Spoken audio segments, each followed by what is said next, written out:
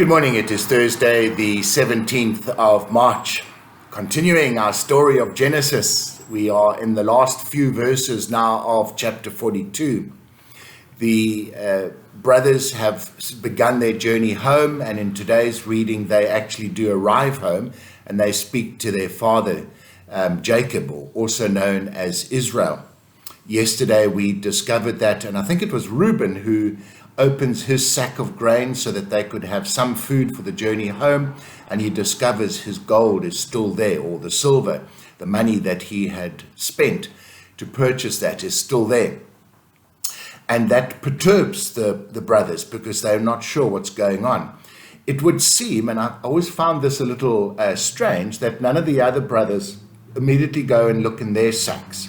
For whatever reason, they don't. Because when they get home and they tell their father everything that has happened, he is obviously very distraught that Simeon has been left behind. He is now, in his mind, effectively lost two of his brothers. He is not willing to negotiate that little Benjamin, or the youngest son, he probably not so little anymore, is to go down to meet this master of Pharaoh.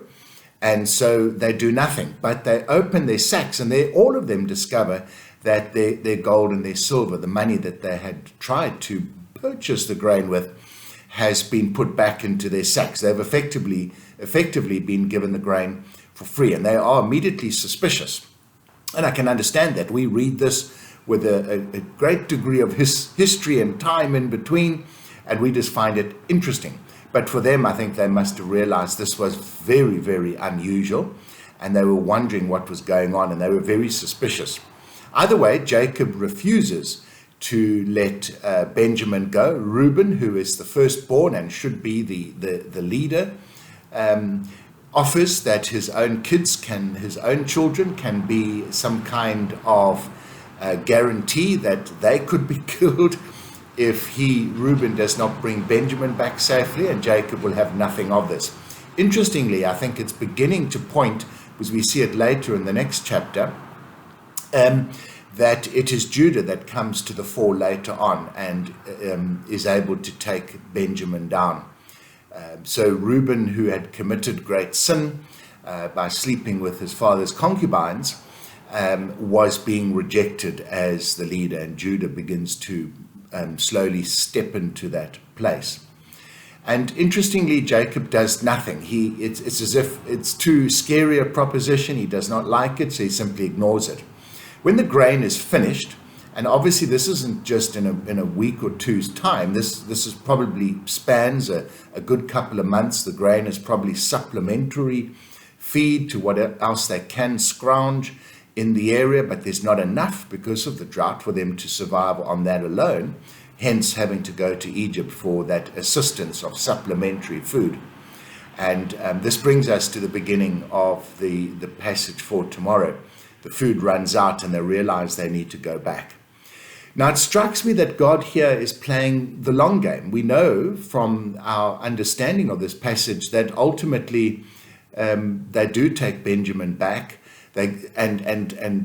Joseph reveals who he really is. The brothers return, they fetch the father, and the whole family moves into Egypt. The Pharaoh is very glad that they have arrived, even though he's a bit xenophobic, he doesn't like them.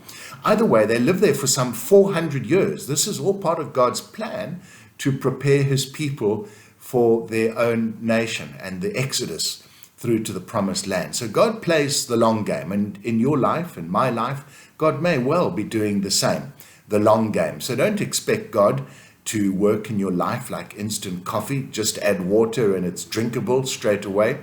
Let God work the long plan. He is working not only in your life, but in the lives of other people who will eventually interact with you. And all of this must come together, must gel, as it were, so that God's ultimate plan can be manifest. So God works on the long term. We tend to work on the short term.